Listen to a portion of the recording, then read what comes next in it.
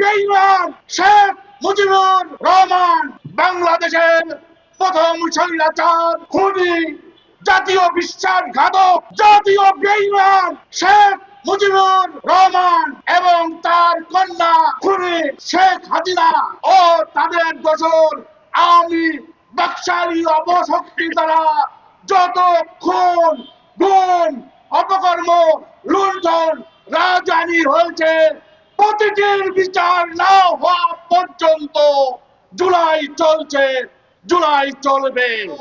বাংলাদেশ ভারতীয় আগ্রাসন মুক্ত না হওয়া পর্যন্ত, বাংলাদেশ সমস্ত ভারতীয় দালাল মুক্ত না হওয়া পর্যন্ত জুলাই চলছে, জুলাই চলবে।